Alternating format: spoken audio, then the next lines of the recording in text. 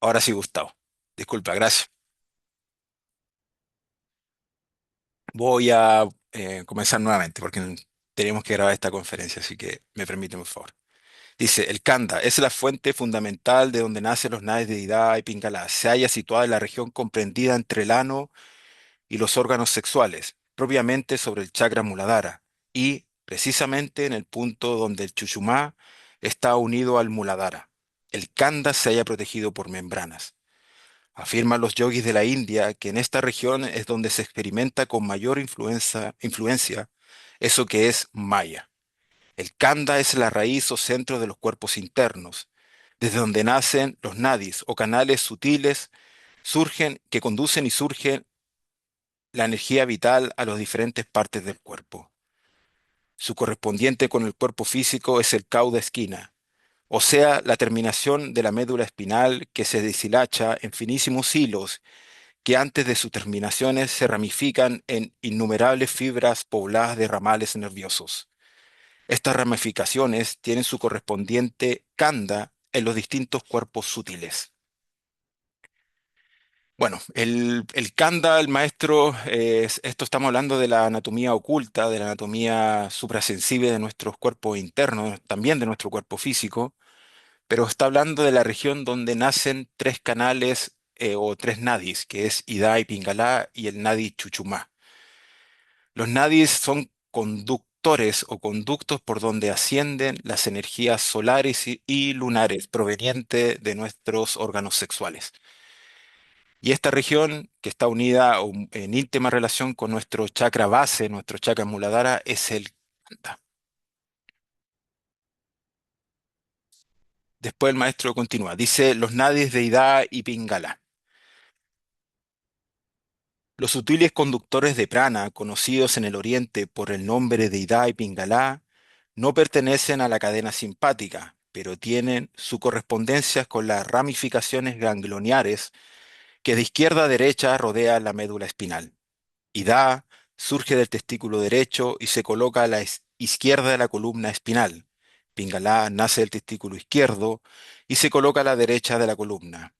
En las mujeres, estos nadis nacen de los ovarios, Ida del ovario izquierdo y Pingala del ovario derecho.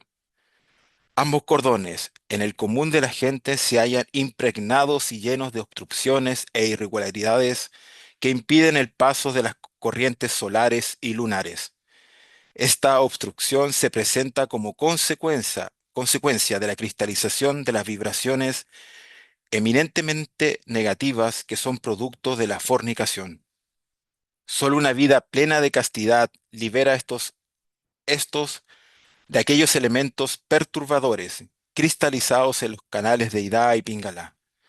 Solo el fuego de la transmutación sexual puede purificar estos nadis.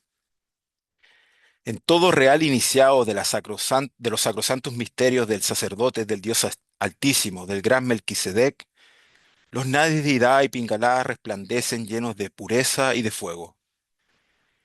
Es en estos esforzados caminantes de la ígnea piedra en quienes podemos ver objetivamente cómo los átomos solares ascienden victoriosos por los nadis de Pingala y los átomos lunares por el nadi de Ida, reuniéndose en un ígneo contacto con el nadi Chuchumá, en el chakra Muladhara, en cuyo punto divinal forma un nudo simbolizado en el triángulo respectivo de este chakra.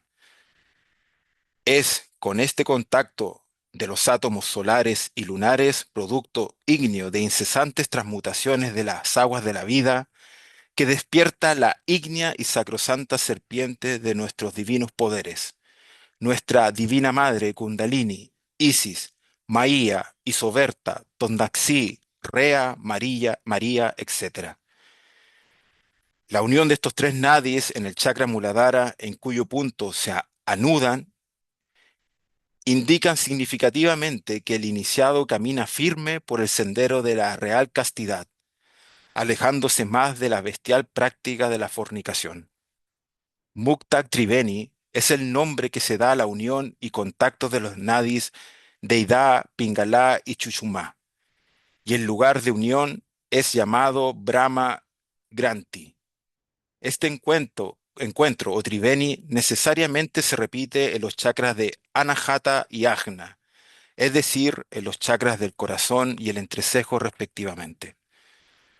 Un estudio esotérico nos permite evidenciar la representación de estos chakras o rosas ígneas que son una realidad indiscutible. Así, los trivenis, contactos o nudos se hayan representados por un triángulo. Este majestuoso triángulo, símbolo también de la ley del tres y de la Trinidad, existe en la rosa ígnea cardíaca o chakra del corazón, en en la del entrecejo o chakra agna, y como ya indicamos, en el chakra coxigio o fundamental llamado Muladhara. Este sagrado triángulo representa gráfica de los nudos misteriosos, es triple en su manifestación y tiene una íntima relación con Brahma, Shiva, Vishnu, o sea, el Padre, el Hijo y el Espíritu Santo. En los tres triángulos de los chakras indicados están simbólicamente representadas las tres fuerzas sexuales dinamantes de eso que es Dios, del inconceptuable absoluto. Con el ígneo trabajo de la castidad real, desatamos los tres nudos maravillosos, símbolos simbolizados por los triángulos sagrados, y transformamos nuestras vidas, antes fornicarias, en prototipos de la castidad. Los valores negativos como la compasión, el deseo, la ambición, los intereses mezquinos, los transmutamos en amor, y nuestra ignorancia idolatrada es transformada en sabiduría. Los Nades de Ida y Pingalá, así como del Chuchumá, no son patrimonio exclusivo de la sabiduría oriental contenida en los sagrados textos de la esotérica sabiduría hindú, sino que desde tiempos remotos que se pierden en la bruma de los siglos, han sido identificados por los buscadores de la verdad y sus enseñanzas fueron transcritas a una diversificada multitud de símbolos que se hallan en todos los confines de la superficie de nuestro planeta Tierra. En este enigmático monumento atlante, conservado en el Tiahuanaco y conocido como la Puerta del Sol, se observa claramente al gran ser, al dios Huiracocha, ejerciendo dominio absoluto sobre sus dos simbólicas serpientes. Esas serpientes no son otra cosa que los nadis de Ida y Pingalá, y el Chuchumá es, precisamente, la representación del venerable ser Huiracocha. Semejante símbolo encontramos en el no menos tradicional caduceo de Mercurio. En este caduceo hallamos el símbolo eminentemente fálico de la médula espinal y las dos serpientes ígneas que nos hablan claramente y en forma por demás objetiva de los nadis de Ida y Pingalá, por donde, y como producto de la transmutación sexual, ascienden los átomos solares y lunares hasta el Sahasrara o rosa pineal. La divinal Kundalini, o sea, el Akach concentrado, sube cual fuego flamígero por el canal medular, y sus dos polos de energía ascienden por los nadis de Ida y Pingalá. Al contacto de las dos serpientes en la base del espinazo, se produce la unión de los átomos solares y lunares, produciendo, por inducción y en conformidad a los méritos del corazón, eso que es el despertar de Kundalini de la Divina Madre, quien asciende lentamente y vértebra por vértebra. Cuando la divina serpiente llega a la región del chakra anahata, es cuando nos hacemos merecedores de recibir las ígneas alas del caduceo de Mercurio. El Nadi de Ida es femenino, lunar, y el Nadi de Pingalá es masculino, solar. Hay que saber utilizar las alas ígneas de Mercurio, y ello es posible pulsando la maravillosa arpa cósmica del Verbo universal, quien resuena en toda la naturaleza con todos los sostenidos y bemoles del gran Fa, Paraón, el fabuloso y antiquísimo mantram, preatlántico, que permite el uso sabio de las alas ígneas con las que podemos viajar en nuestros vehículos o cuerpos suprasensibles entre los diferentes universos paralelos al nuestro. Con el Fa vibra los átomos solares, Con Ra los átomos lunares y con el Om se realiza la obra completa del ascenso victorioso del fuego sagrado de Kundalini. Con el conocimiento de los nadis de Ida Pingala, que son universal, al igual que todo el conocimiento esotérico. Ida y Pingala han sido conocidos en la legendaria India, así como en la mitológica Grecia, también en el enigmático Egipto por los sabios caldeos de Ur, por los erifáticos adoradores del dios Sol, etc. En el tarot, antiquísimo conjunto de cartas con profunda enseñanza esotérica, encontramos en la carta número 1, la correspondiente al mago, sobre cuya cabeza observamos el sagrado símbolo del infinito, el Santo Ocho. El Santo Ocho está formado por la continuidad de un mismo trazo que cierra un doble circuito en el primer rasgo, mientras en el segundo solo cierra uno, y desviándose en el otro para proyectarse hacia afuera. Desde el corte, el signo en sí mismo es un punto de unión central. El Santo Ocho tiene la misma significación del caduceo de Mercurio, puesto que representa o simboliza a los dos nadis o canales o cordones ganglionares que se levantan desde el khanda y envuelven a la médula espinal, por donde ascienden los átomos solares y lunares, o sea, el fuego y el agua, que se entrecruzan en las esferas de los valientes, en la novena esfera, formando así el signo del infinito. Cuando los átomos solares y lunares hacen contacto, despierta en nosotros la divina serpiente de Kundalini, o sea, adviene a nosotros el fuego del Espíritu Santo, que nos lleva pleno y al total despertar de nuestras facultades adormecidas y al absoluto desarrollo de nuestra conciencia. Fuego más agua igual conciencia. Los grandes sabios de todos los tiempos y eternidades han trabajado en sí mismos con el agua y el fuego, para el despertar de sus facultades internas y para el despertar de su conciencia cósmica.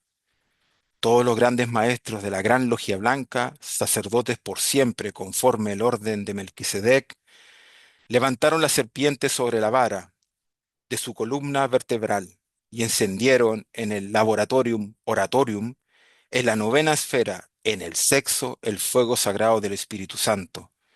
Encarnaron en sí mismo la divinal y bendita Madre, Nuit, Isis, Kundalini, María, Rea, Tontaxi, etc. Los Naes de Ida y Pingalá son universales y su conocimiento es fundamental para todo aquel que verdaderamente busque a su real ser, a su Padre que mora en secreto, y anhele verdaderamente encarnar a su divina Madre Isis. En los evangelios cristianos encontramos también el símbolo fiel de los conductores de los átomos solares y lunares, cuyo ascenso nos convierte en profetas y maestros.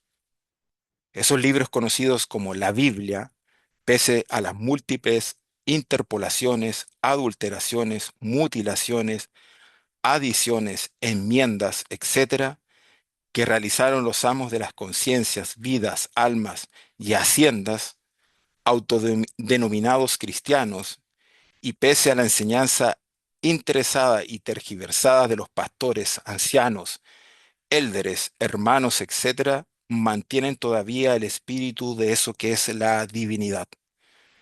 Juan, el gran iniciado cabalista, escritor del Apocalipsis, en el capítulo 2, versículo 1, habla simbólicamente de la médula espinal, o vara de Aarón, o báculo de Brahma, que es la misma vara sobre la cual Moisés levantó la serpiente cuando afirma: y me fue dada una caña semejante a una vara, al decir él: levántate, mide el templo de Dios y el altar y a los que adoran en él.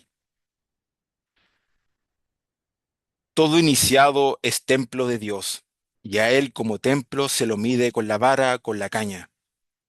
Todo aspirante a la iniciación sabe muy bien que es sobre su vara, en la médula espinal, en las vértebras de su columna vertebral, donde se hallan escritas las iniciaciones recibidas.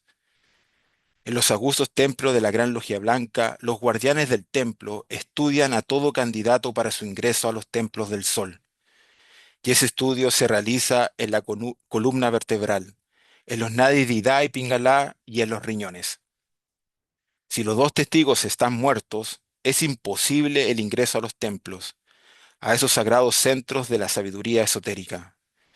Quien tienen en su templo interno la sombra de muerte de sus dos testigos son los gusanos racionales que han agotado la savia ígnea de sus aguas de la vida, de su energía sexual, en el asqueante vicio de la fornicación. Apocalipsis capítulo 2 versículo 2 dice, pero en cuanto el patio que está fuera del templo, echadlo afuera y no lo midas, porque han sido dadas a las naciones y ellas pisotearán bajo sus pies la ciudad santa por 42 meses. Todos aquellos que, conforme al versículo citado, se hayan conformando el patio, son los gusanos racionales, los fornicarios, los llamados cristianos, pues ellos, los fornicarios en general, pecan contra sí mismos, contra el Espíritu Santo y contra el Dios vivo, cuyo templo es el cuerpo. El patio está lleno de sombras, espectros, egoísticos, gusanos racionales, etc. Los gusanos intelectuales que se arrastran en el fango de las fornicaciones son los que hollaron y hollarán la ciudad santa bajo sus pies por 42 meses. Son ellos los que profanan y seguirán profanando la ciudad santa de 9 puertas. Esta ciudad santa de 9 puertas es el hombre, y toda y cada una de sus puertas han recibido toda la pestilente y aborrecible criatura, criaturas en el lecho de sus placeres. La 9 puerta es el sexo. Los guardianes de la 9 puerta o 9 esfera son dos testigos, y ellos son los canales de Ida y Pingalá. Los 42 meses corresponden cabalísticamente al número de la bestia. 4 más 2 igual 6. Y el número 6 repetido 3 veces nos da el fatídico 666. 4 más 2, 6. 6 más 6 más 6, 18. Los dos aspectos del sexo, positivo y negativo. 6 y 6 y 6, 666, el número de la bestia. Y 1 más 8 igual 9. Es el sexo, la 9 esfera. Es obvio que el 666 sumado nos da 18.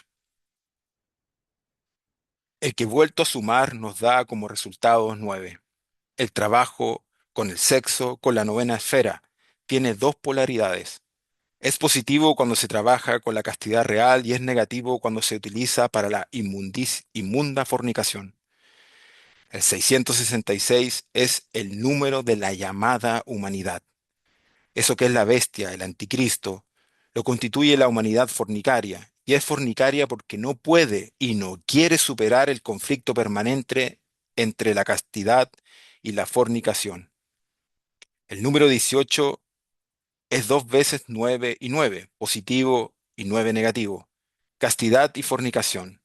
La castidad es positiva, la fornicación es negativa. El nefasto vicio de la fornicación es el arma asesina con la que se da muerte a los dos testigos del Dios vivo. El versículo 3 del capítulo 2 continúa, y haré que mis dos testigos profeticen 1260 días, vestidos de saco. Cabalísticamente suma la cantidad de 1260. Si sumamos cabalísticamente la cantidad de 1260, tenemos 1 más 2 más 6 más 0 igual 9.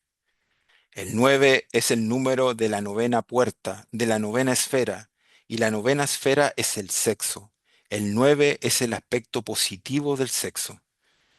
Todo verdadero aspirante a la rosa y la cruz debe descender hasta la 9 esfera y trabajar en ella utilizando sabiamente el fuego y el agua, origen de hombres, mundos y universos. La iniciación Rosacruz se la recibe en y con el sexo, con el trabajar persistente en el laboratorium oratorium y con la castidad real.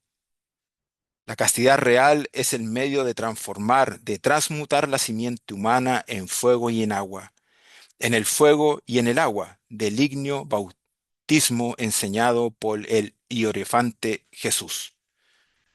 El fuego y el agua, producto de las transmutaciones, ascienden por los naves de Ida y Pingalá. Ida y Pingalá son los nombres de los dos testigos del Apocalipsis, y estos dos testigos son los portadores del agua y del fuego. Fuego más agua igual conciencia. El despertar de la conciencia solo se le consigue trabajando constantemente con el fuego y el agua.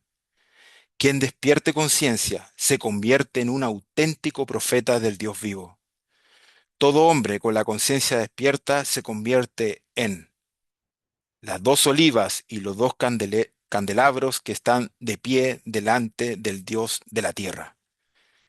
Las dos olivas proporcionan constantemente la materia prima para que no falte combustible a los dos candelabros. Las dos olivas son los dos testículos en el hombre y los ovarios en la mujer. Los dos candelabros son los dos testigos que constantemente conducen el fuego y el agua, producto de la transmutación del enseminis, hasta llevarnos al advenimiento del fuego sagrado de Pentecostés, de nosotros en nosotros mismos. Los dos testigos son quienes encienden el fuego sagrado de Kundalini y gracias a ellos se nos otorga la ígnea espada. Y si alguno quiere hacerles daño, fuego sale de boca de ellos y devoran a sus enemigos. Y si alguien quiere hacerles daño, tienen que ser muertos de esta manera. Apocalipsis capítulo 2, versículo 5. Con la espada de Kundalini tenemos la potestad de mando sobre los elementales de la naturaleza. Nos convertimos en reyes y sacerdotes conforme el orden de Melquisedec. Y todos los genios elementales de la naturaleza obedecen nuestro mando porque tenemos poder para cerrar el cielo y la tierra, para que no caiga lluvia durante los días de profetizar, y tienen autoridad sobre las aguas para tornarlas en sangre y para herir la tierra con toda clase de plagas cuantas veces deseen. Apocalipsis capítulo 2, versículo 6. Estimados, con esto he terminado el estudio del día de hoy, la lectura del capítulo correspondiente a los subtítulos del capítulo El árbol de la vida, que son el Kanda y los Nadidá y Pingala. Si tienen alguna pregunta o comentario que quieran manifestar, pueden activar su micrófono, están en la condición para hacerlo. Y adelante, por favor, con sus preguntas o comentarios.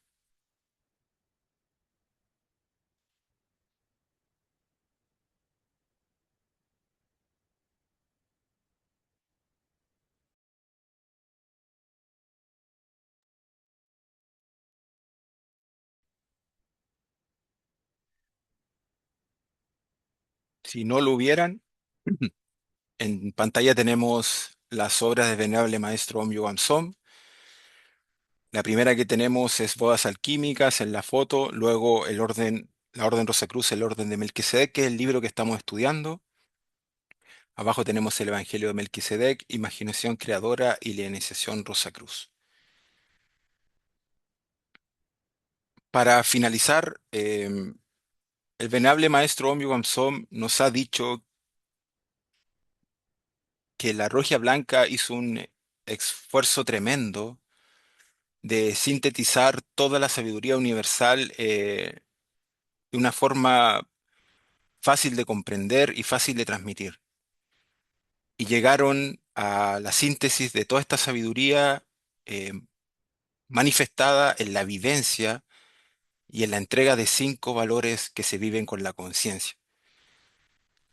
En estos 5 valores tenemos todo el conocimiento universal.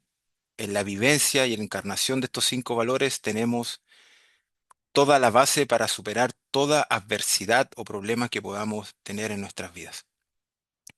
Antes de continuar, el Cóndor creo que me escribió una pregunta, voy inmediatamente. Dice, Con respecto al ejercicio, me pasa que los siguientes días es como si estuviera ovulando. Voy a poner en práctica esto, gracias.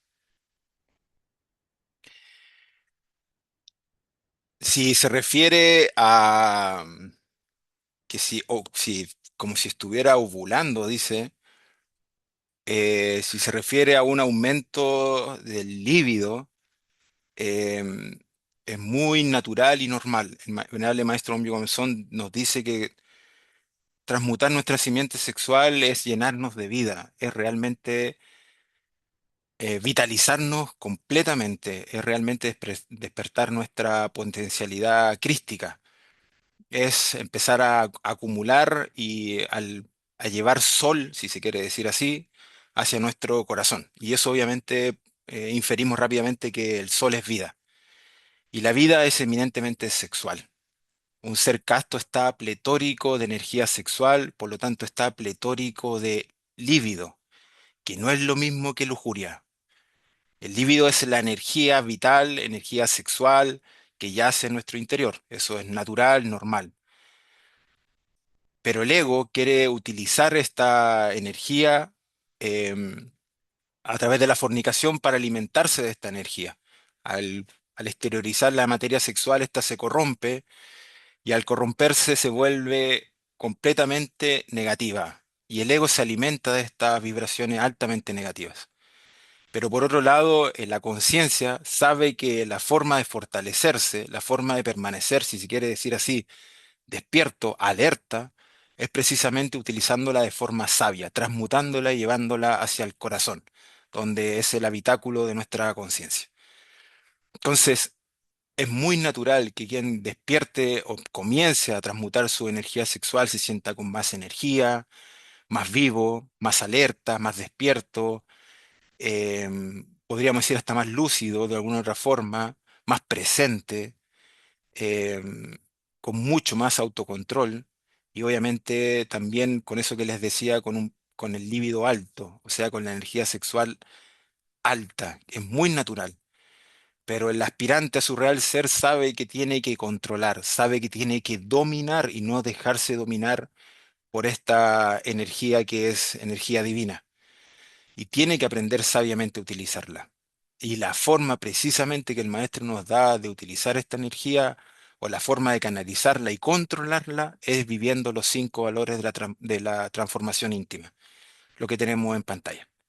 No sé, Cóndor, si le pude responder eso. Voy con alguien que dejó un comentario. Dice, desde que practico está más difícil aguantar por el hecho, yo creo que acumular más energía, algunos damos.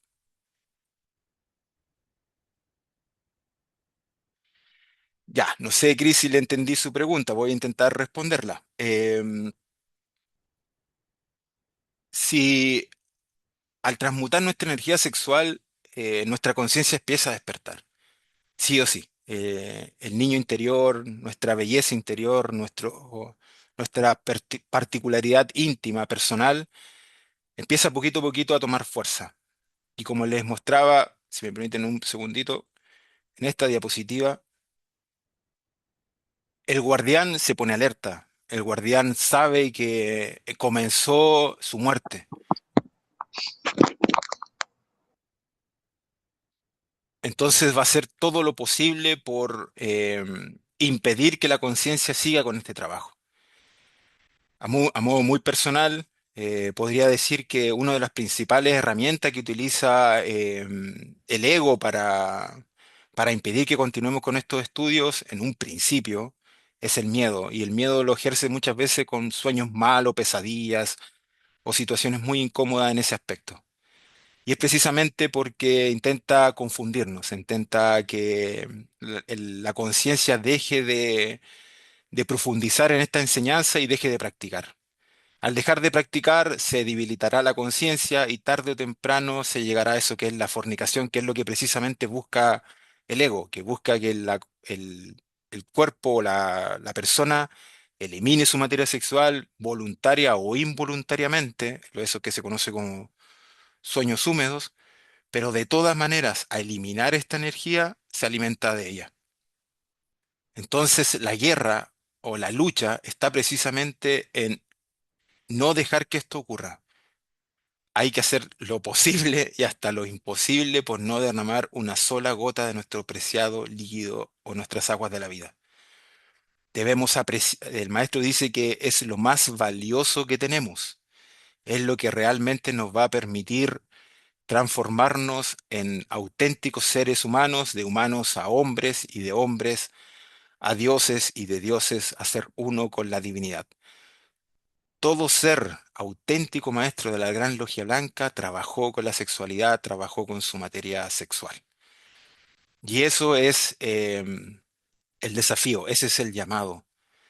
Si no nos hacemos cargo de nuestra naturaleza interior, de nuestra materia sexual, de nuestra energía, tarde o temprano el ego hará escarnio y se apoderará de esta energía y se alimentará a través de la fornicación de esta. No hay otra salida. Los maestros dicen que de esta humanidad se sale como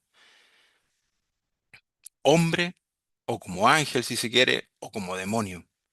Y la gran mayoría también se sale como un simple leño para el averno o para el infierno. Algunos seres muy oscuros que se conocen como demonios, magos negros, si se quieren, ellos realmente han elegido el camino de la mano izquierda, el camino de la fornicación. Pero ellos saben de alguna forma la dialéctica, el procedimiento esotérico oscuro, completamente oscuro, que la logia blanca obviamente no lo enseña, para despertar sus poderes oscuros, hacer descender su divina madre y transformarla en una cola asqueante. Por eso estos seres tienen, la gran mayoría tiene eso que es la cola. Esa cola es de donde nace su poder. Y es todo lo contrario a un iniciado mago blanco, como verá el Maestro Jesús, que su poder yace precisamente en lo que estudiamos hoy día, de su columna vertebral, de todo el poder ígneo que ha acumulado y que ha logrado despertar a su divina madre o la serpiente de los mágicos poderes, como también se conoce.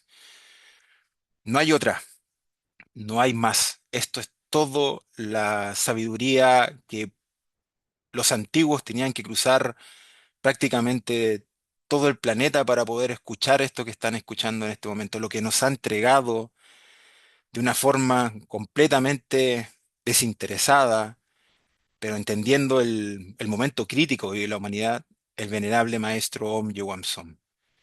Todo, cristalizar toda esta sabiduría y permitir que nosotros tengamos acceso a ella, no ha sido gratis. La ley divina, cobra y ese pago se hace solamente con amor. Y los maestros son precisamente eso, amor. Y el venerable maestro Om Yoga Som, eso es lo que nos ha entregado. Nos ha entregado todo, absolutamente todo. Como les quería mencionar en algún momento, todo eso se sintetiza en estos cinco aspectos: vida, muerte, amor, libertad y sabiduría, que probablemente si se inician en estos estudios los van a escuchar constantemente, porque debemos reflexionar mucho en ello y tenerlos muy presentes en nuestro diario vivir. El aspirante a la Rosa Cruz, el aspirante a su real ser, el aspirante que ha elegido el camino hacia Dios, se vuelve un ser eminente, se debe volver un ser eminentemente religioso. Pero no estamos hablando de las religionzuelas como un pseudo cristiano, católico, evangélico, mormón, etcétera, que lo viven prácticamente una vez a la semana y se van a golpear el pecho a sus ritos y con eso creen que ya han hecho algo. Esto es un trabajo de momento en momento. El maestro dice que la Rosa Cruz se debe vivir 25 horas al día. ¿A qué hace referencia con eso? Que las 24 horas obviamente de vigilia hay que seguir continuando y viviendo la Rosa Cruz en las horas del sueño, en los mundos paralelos. Entonces, ¿a qué se hace referencia con el valor de la vida? Simplemente de una forma concreta a aprender a utilizar sabiamente nuestra energía sexual. Eso es el valor de la vida. A transmutar nuestra materia sexual en energía Cristo y con eso alimentar nuestra conciencia. Y obviamente eso tiene distintos niveles y el nivel superior es la unión sagrada en sexualidad, donde hay la unión sagrada del falo y la bendita vulva. Pero eso obviamente se necesita un periodo de preparación y la autorización de la Gran Logia Blanca.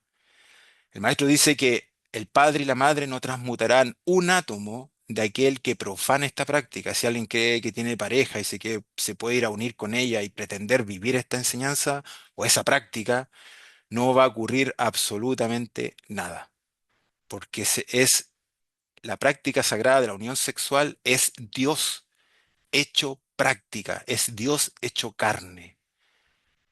¿Por qué?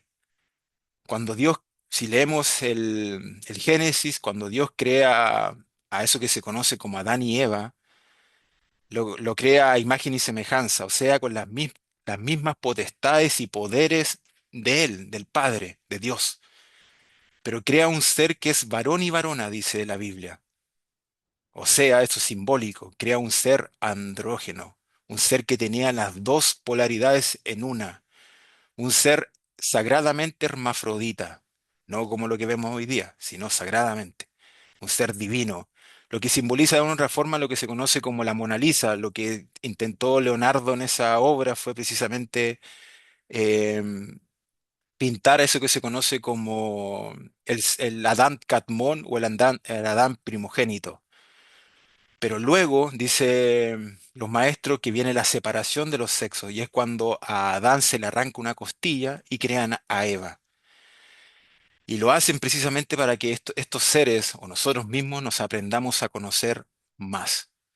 Más adelante le da una orden a estos seres y le dice, dejarás a tu padre y a tu madre, te unirás a tu mujer y serás una sola carne. Ese es un mandato de la vivencia de la sexualidad sagrada. Cuando un hombre y una mujer se unen en esta sexualidad sagrada, vuelven a ese estado andrógeno, vuelven a ser un solo ser, vuelven a ser ese ser que creó Dios a imagen y semejanza. Por eso es tan trascendental esta práctica, por eso es tan divina, tan sagrada, y se debe obviamente reflexionar con la importancia y con lo sagrado que es. El segundo valor es de la muerte. No hablamos de la muerte profana del cuerpo, sino de la muerte superior, que es la transformación o la eliminación de nuestra psiquis, de nuestro interior, de nuestros defectos, pecados, yoes, agregados psíquicos, de nuestra medusa mitológica. Es precisa, y por eso vamos a ver en la Biblia y en muchos libros sagrados que muchos seres decapitan a otros o les cortan la cabeza. Y es precisamente el simbolismo de la muerte mística, de la eliminación de un aspecto negativo. Cada yo que tenemos en nuestro interior, cada satán o víbora de esta cabeza que tiene, luego la víbora de la cabeza de la medusa, tienen atrapado en su interior una fracción de nuestra alma. El maestro dice que cuando se corta la cabeza y se elimina uno de estos yoes, recuperamos una parte de nuestro ser. Y eso también es parte del sendero del mago blanco o el del iniciado o del aspirante a su real ser. Morir como defecto. El tercer valor es el valor del amor. Eh, el Logos Melquisedec nos da un mandamiento que dice, ama a tu prójimo más que a ti mismo. Y lo que más, el mayor gesto de amor que podemos hacer hacia alguien es precisamente entregarle las herramientas para que se libere, para que se transforme, para que vuelva como hijo pródigo a su padre. Y esas herramientas son la rosa y la cruz. Todo ser divino, Krishna, Buda, Zoroastro, Contis Huiracocha, el Maestro Jesús, etcétera, etcétera, la diosa Inti, todos estos grandes maestros vinieron con un propósito. No a liberarnos de la pobreza, no a liberarnos de la enfermedad, que también lo hacen, pero no es el objetivo principal. El objetivo principal es entregar una enseñanza, una metodología que permita a las conciencias volver a su real ser, a encarnar a Dios, que es para eso hemos nacido. El objetivo de nuestra vida es uno, cumplir con la voluntad de nuestro Padre que mora en secreto, volver a Él, encarnarlo, ser uno en Él, pero eso es voluntario. El Padre no obliga a sus hijos a que lo sigan. Es una elección muy íntima, muy voluntaria y muy personal que debe tomar la conciencia. Ese es el tercer valor. El cuarto valor es la libertad. Es la práctica conciencial que nos permite identificarnos no como ego, sino empezar a identificarnos como lo que realmente somos, que somos conciencia, empezar a comprender, a estudiar, a sentir, a palpar, a experimentar qué es ser realmente conciencia, qué es ser, no ser títere del ego, dejar de ser títere de nuestros impulsos, deseos, pensamientos, etcétera, sino empezar a despertar en nosotros mismos a nuestro Dios interior o nuestra alma. Y es una práctica que se llama de la atención consciente, que básicamente es preguntarse, hacerse tres preguntas, pero responder, que las respuestas no se separen, intentar mantener la unión cohesionada de las tres respuestas. Es quién soy, dónde estoy y qué estoy haciendo. ¿Quién soy? Conciencia. ¿Qué estoy haciendo? Practicando. ¿Dónde estoy? En el mundo físico, en el mundo astral, mental, causal. Es lo que se podría conocer como realmente los pasos primarios o principales para lograr en algún momento llevar a cabo o experimentar eso que es la meditación. Lo que ustedes conocen o han escuchado como pseudo escuela que dicen te enseñamos a meditar, eso no existe. Dice el maestro, solamente una conciencia despierta sabe y comprende lo que es realmente meditar. Lo demás será un estado de relajación mental, física, pero no el estado de alerta, porque el estado meditativo es un estado de alerta que nos conduce al despertar de la conciencia. Es el valor de la libertad, es una práctica conciencial. Y el último valor es el valor de perdón, de la sabiduría. El maestro dice que no es sabio quien sabe más, quien tiene más títulos, más diplomados, más doctorados, etcétera. El sabio realmente es quien hace la voluntad de su ser interior profundo, de su real ser, de su maestro interior, de su padre que mora en secreto, de su alma, de su conciencia. Hay que buscar comunicarnos con nuestra estrella interior, con nuestro Padre, a través de la oración y la meditación y pedirle que nos enseñe a reconocer, a saber y a cristalizar su santa voluntad. Eso obviamente es una aspiración muy íntima, muy personal, que, que el hijo, la conciencia, el Buddhata, espontáneamente, una vez que toma fuerza y abre los ojos, buscará por todos los medios de realizar. Como les dije, todos los grandes seres vinieron con ese propósito, de hacer la obra de su real ser, de su Padre que mora en secreto. Dicho esto, doy por concluida la conferencia de hoy. Si alguien tiene una pregunta o quiere escribir en el chat o levantar o prender su micrófono, por favor, adelante. Aquí me hace una pregunta que dicen, ¿cómo podemos matar esos defectos o yoes? Ya, la suprema negación del ego es no fornicar, o sea, no derramar nuestra energía sexual. Ese es el acto que comienza a debilitar terriblemente a nuestro ego. Esa es la forma que nuestro ego ya empieza a debilitarse, a no tener fuerza, a no tener tanto control sobre nosotros. Eso es lo primero. Si hay fornicación, no hay ninguna posibilidad de matar o eliminar un defecto. Para eliminar un defecto, solamente se puede hacer con el advenimiento o la intervención de una fuerza muy superior. Y esa fuerza es la fuerza de nuestra Divina Madre, de Kundalini. Es solamente Kundalini quien puede dar muerte a un defecto. Aquellos que no han despertado Kundalini, que no trabajan en la novena esfera, no pueden eliminar un solo yo, dice el maestro. Lo que sí pueden hacer, y ahí nos cita a este ser eh, muy poco comprendido, pero que pudo despertar conciencia, que fue Francisco de Asís, dice el maestro. Francisco hizo un magnífico control de todos sus aspectos egoicos, y eso lo llevó indiscutiblemente a despertar su conciencia. Pero no pudo él sacar de su interior, eliminar un yo siquiera. Sufrió mucho ese ser, pero el amor fue más y con ese amor pudo hacer controlar a su Satán interno. Y además, Francisco no conocía ni siquiera las prácticas de transmutación. El venerable maestro Don Johansson nos da esa práctica, nos da la forma de que nuestra conciencia, que es quien puede realmente controlar y hacerle lucha a nuestro ego, tome fuerza. Porque el alimento de la conciencia es materia sexual transmutada. Esa es la forma de alimentar nuestra alma. Si no hay esa transmutación, es prácticamente imposible despertar nuestra conciencia y controlar al ego. Y eso es lo que vemos actualmente en nuestra sociedad. La sociedad es la expresión del individuo. Lo que hay en nuestra sociedad es lo que hay en nuestro interior. Si vemos caos, violencia, miedo, dolor, muerte, enfermedad afuera, es porque todo eso está en nuestro interior. Y es precisamente porque nuestra conciencia, lo que es la belleza que llevamos cada uno de nosotros, duerme lamentablemente muy profundamente. Dice,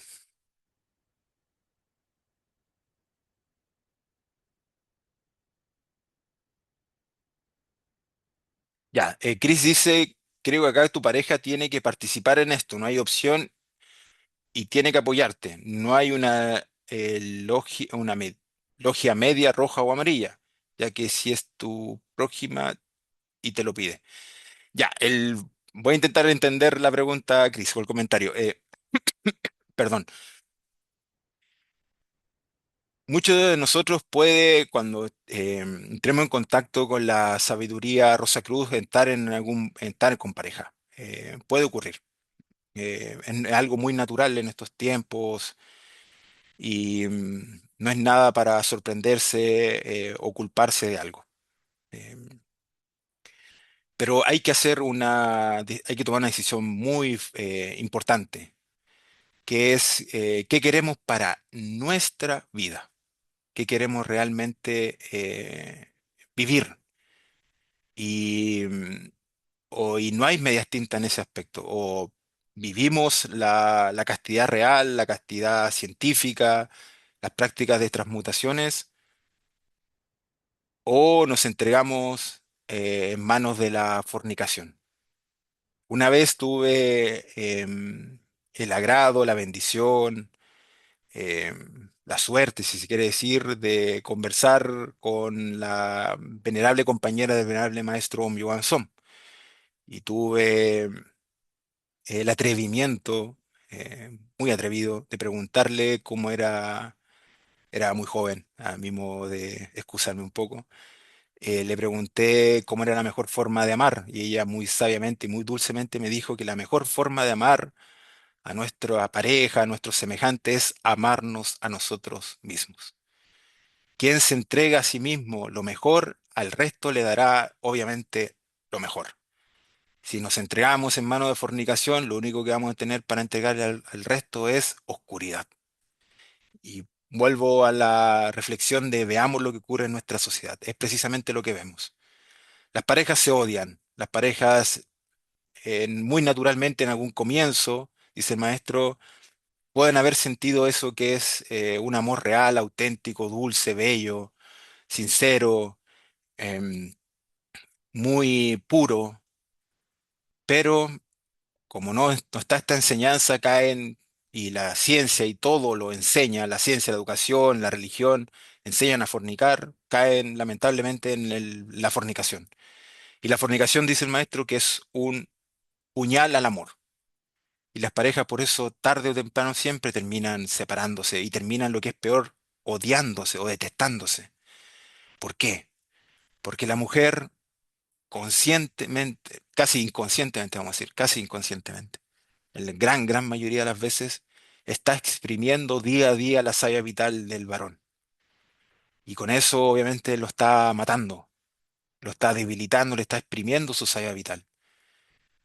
Y nadie, entre comillas, puede amar o querer o tener mucho aprecio por alguien que te está matando. Entonces el varón siente ese rechazo lamentablemente hacia su compañera porque producto de este acto.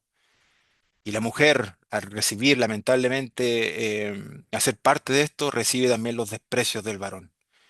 Y así las parejas terminan tarde o temprano separándose. Si alguien quiere realmente y ama a su compañera o compañero, debe por todos los medios evitar fornicar. No debe fornicar. Fornicar es morir. Fornicar es caer. Y debe comenzar con el trabajo de regeneración íntima. Y con ese trabajo podrá conquistar para sí mismo primero lo que es el amor.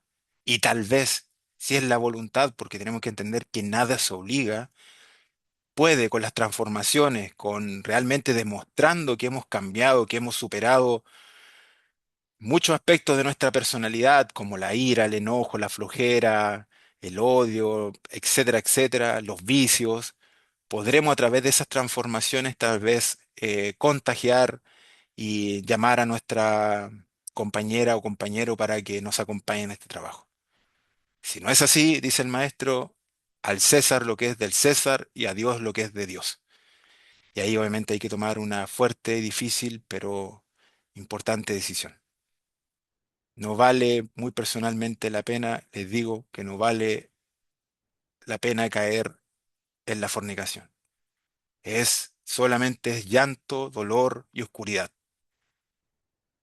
Mucho mejor es luchar, mucho mejor es realmente despertar a una nueva vida, una vida digna de llamarse vida.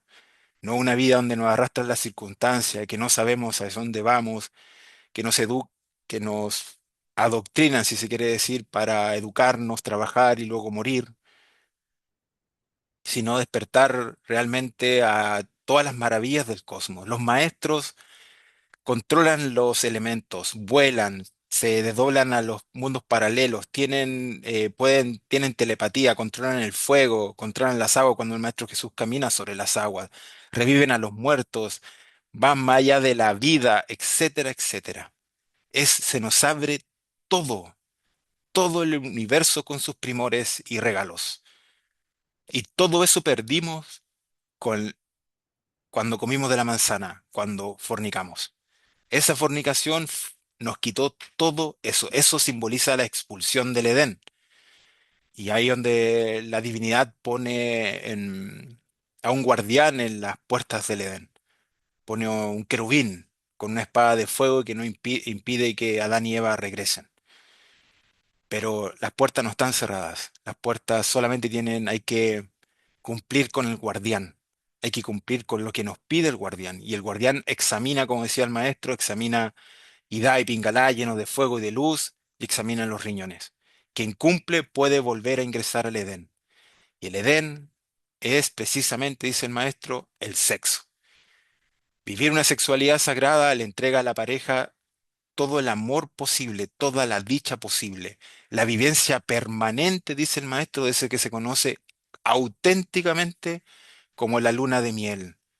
La pareja vive por siempre enamorada, por siempre se entregan lo mejor, todo es belleza, ternura, dedicación, cuidado, pero la ley es clara, no derramar.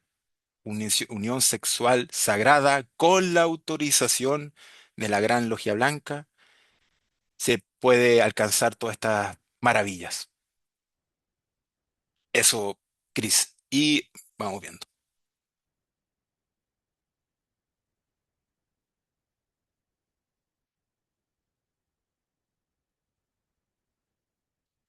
Ya, Cóndor me dice en la práctica porque hay que llevar la energía al corazón y no a la corona o dolencia, por ejemplo. ¿Por qué?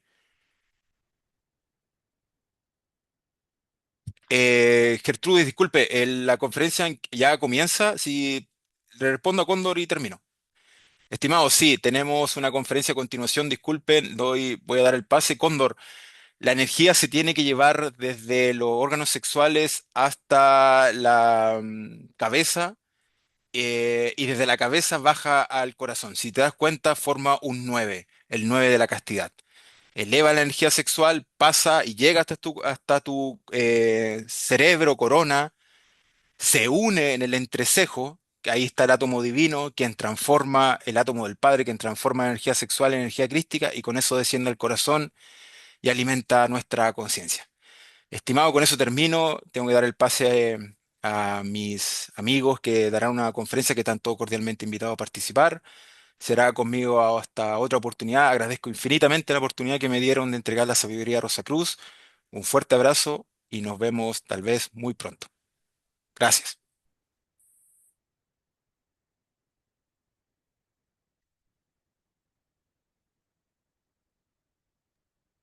Muchas gracias por la conferencia, Hugo. Muy linda tu conferencia. Y también hay cabildo, está Amparo dirigiendo. Gracias.